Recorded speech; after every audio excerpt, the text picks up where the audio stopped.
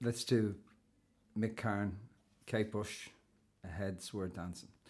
This was a request from a subscriber, and I listened to it and I just couldn't hear the bass enough. I could hear little flashes of it, very buried, and so I kind of shelved it. And then I was asked again, and I thought, look, I can't keep ignoring this. So I said about doing my detective work, and I would say this by far has been the hardest one I've done, and I've done lots. The mix, as you know, is very heavy. There's an awful lot of things taking up huge amounts of space. Huge. These keyboards, even the drums, the sound of the snare is like that size. You know, these massive sounds, and the bass is seriously buried. But with the couple of different versions that are available, there's an extended cuts version. There's the original version is remastered. She just made everything louder, right? So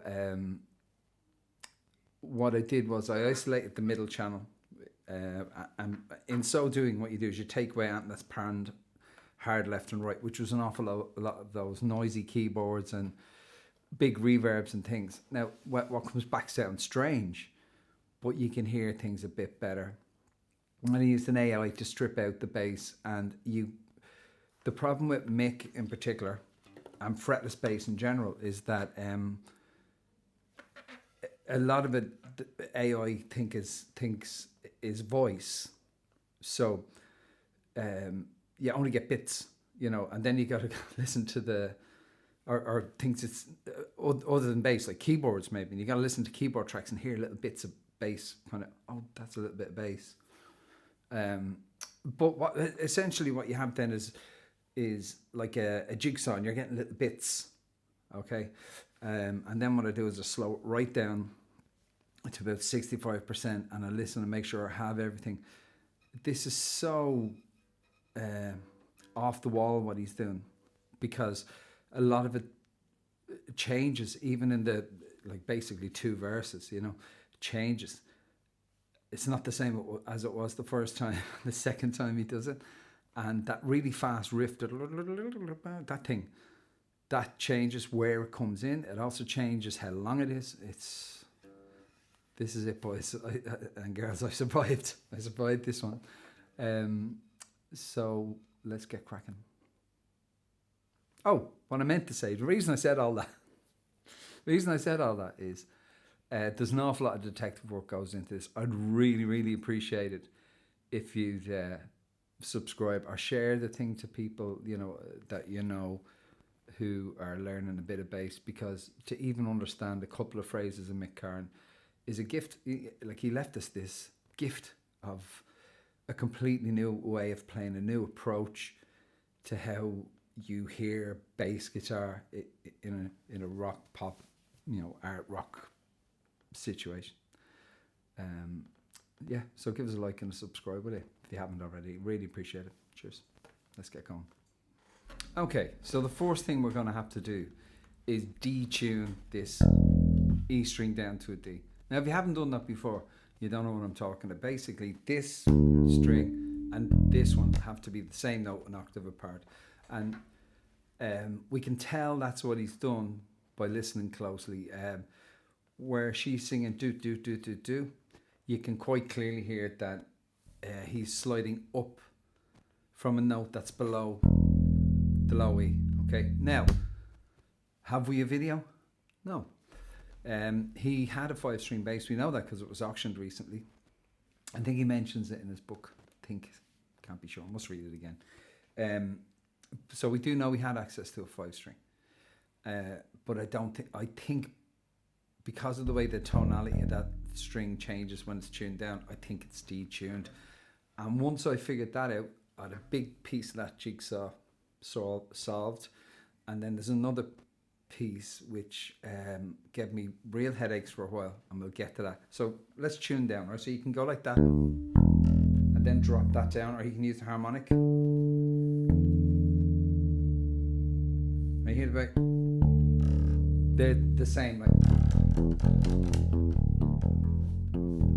do your disco easy, right? So now this is a D.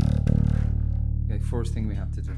So I did a playthrough. It was at night time, so it's going to get dark, but this is the bit I'm talking about. Now, I already kind of, not a copyright strike, but I did get a little warning, so I can't use too much of the original track. So this bit.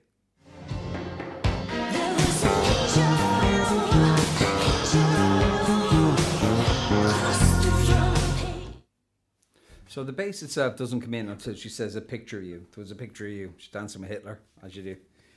We're going to pluck the open G. Now this took me forever to figure this out.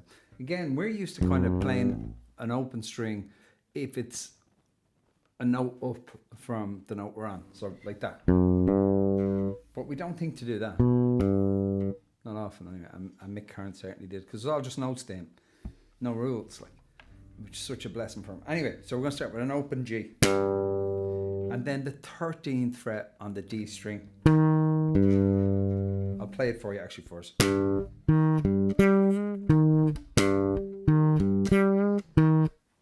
Now I can't tell how he's doing that bit, so I'm just going to do it my way. Again, we've no video, okay. Open G, and you pluck it with your finger. He wasn't a slap and pop guy. Didn't do any of that, really, but he did a bit of that, which at that time was probably close enough. Right, open G, 13th fret on the D string, and now the open G again. 12th fret on the G to the 13th fret on the G, and then the 13th fret on the D. So twice.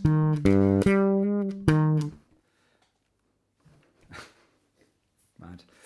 The next section is plucked, so we're going to go to the 3rd fret on the G string, 1st fret on the G string, open G, that's a hammer on, so sorry, the other strings are ringing. Okay, and then because we're detuned, it's an F, but it's on the 3rd fret now. And if you listen to the recording, that note sounds thicker than an F if it was tuned up, because when you detune the strings, they're slacker. You get this kind of slightly different tone. So that part is, use your finger or whatever. I can't tell what he's doing. All right, so from the top.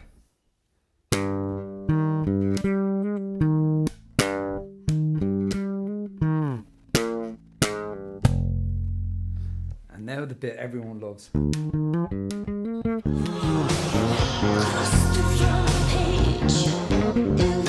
So this is mostly the same every time, and it's in it quite a lot. It's where it comes in is weird. You're just gonna have to feel it, because I was counting it, and it seems consistent, and then you kind of go, oh, that one was early. I don't know. There's one or two of them have an extra kind of note, and I'll show you that. So we're gonna go. This took me forever because I was trying to do it down here. I was trying to, how did he get up there? And then I open the string. So open D, and you hammer onto the 13th fret. Now again, we wouldn't necessarily do that if you're anyway kind of trained as a bass player. You would you're always thinking, oh, you know, I'm starting on a D, so I'll end on it. You know, the next note will be an octave D or whatever. But again, there's no rules to this, lad. So we're going to open D, and we're going to hammer on with our index finger onto the 13th fret of the D. So, and then the next is a hammer on to the 15th fret with your 3rd finger.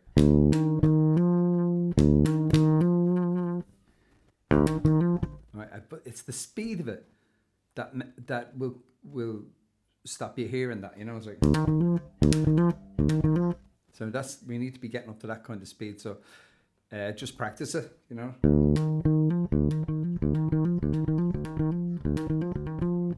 And it's actually quite tricky. Then our next little section, that's the first section. Open G to the 13th fret on the G. And then the double hammer on to the 15th fret on the G. So it's...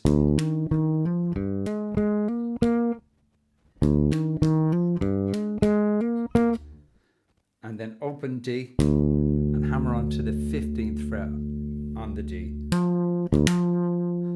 Right, Now, the phrasing, the very first time that happens, which is where, the very first riff, the timing is different to the rest of them. So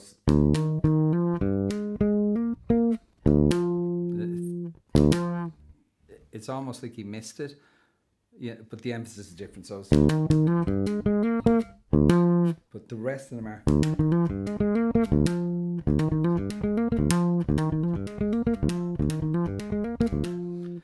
And there's one, I think, that has a double at the start instead of it goes.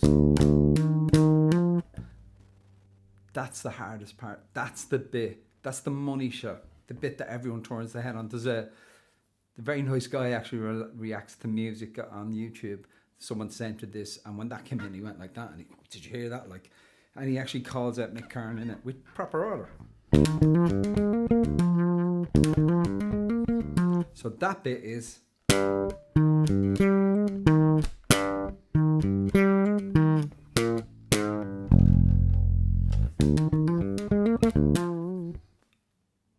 That's the big one. That's the hardest part. That's done. Let's move on to part 2.